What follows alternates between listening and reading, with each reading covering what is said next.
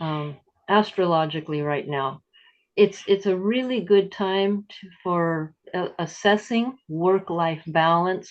How how much are you giving to yourself beyond what you do for work, for sustenance, to keep your whole lifestyle going, and how much are you giving to that work to be able to do that? How are you balancing that?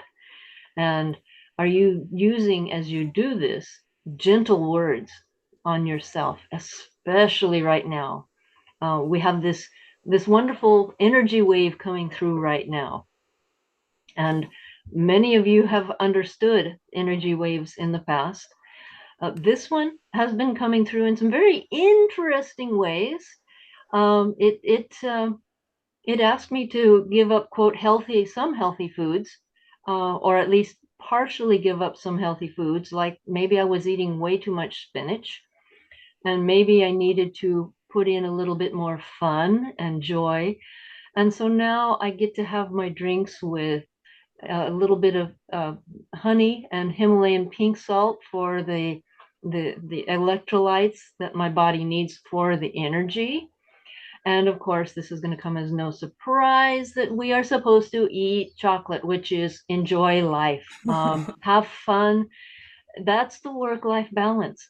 If you're not having enough fun, your body's going to pay for it. If you're having too much fun, your life's going to pay for it. Work-life balance, and it all plays in together. Yeah, the energy is fascinating, and I'm wondering if that's why I have a cold because the energies are like, okay, we're bombarding you and we're going to make you slow down. um, but I was mentioning to you earlier, and I'm going to bring it back here, is I feel like what is occurring right now is reminding me of like milk separating, like fresh milk that you used to put out on the back deck in the cool, you know, well, on a farm. My mom used to do that, I guess. And it would separate, right? The cream to the top and other things would go other places. And it just, there's amongst all of the,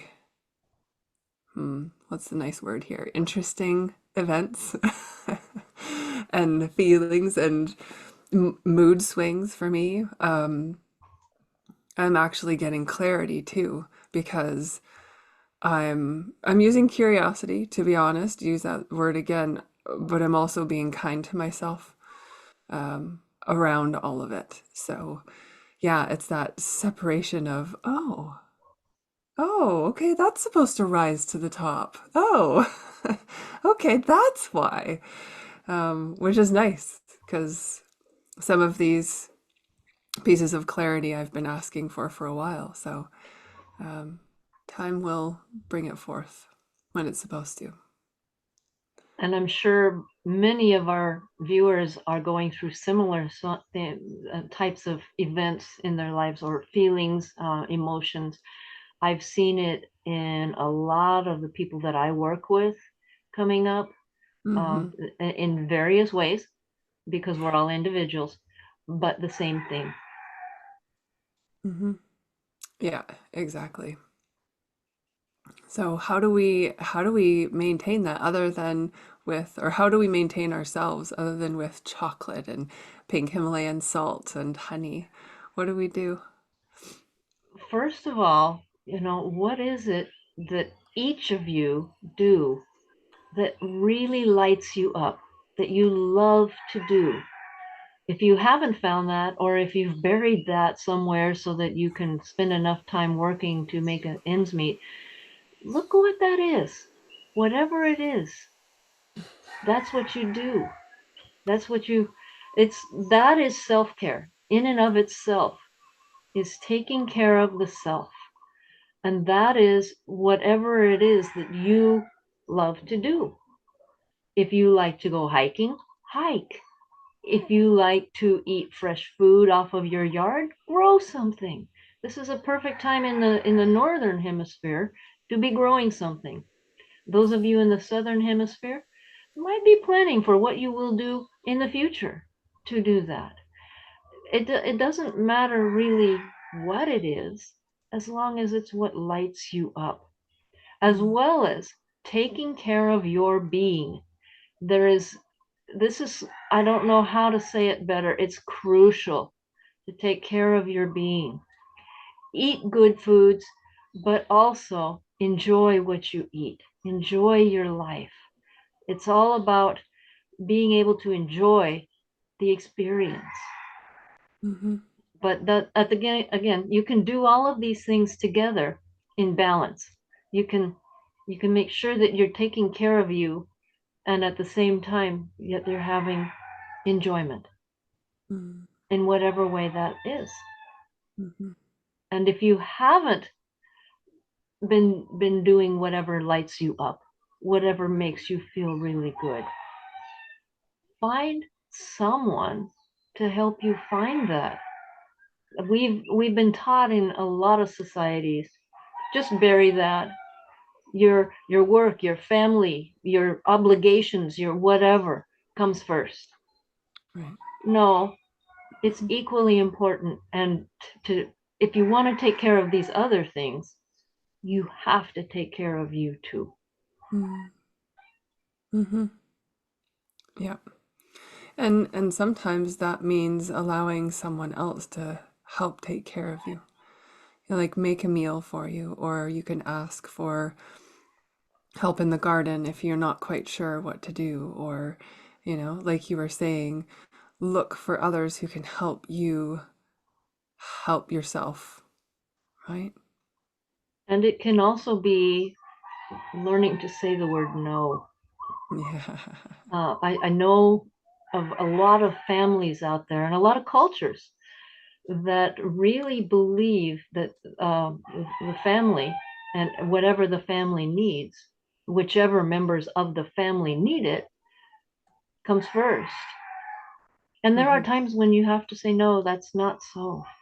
Mm. I need to, maybe I need to give up something over here. Say, let's take, for example, we'll just make up a something. Let's say you have uh, a family unit that includes grandparents, parents, and children. I know this is really common out there right now too. Uh, and the parent is supposed to take care of not only the grandparents, their parents, but also take care of the child at the same point in time.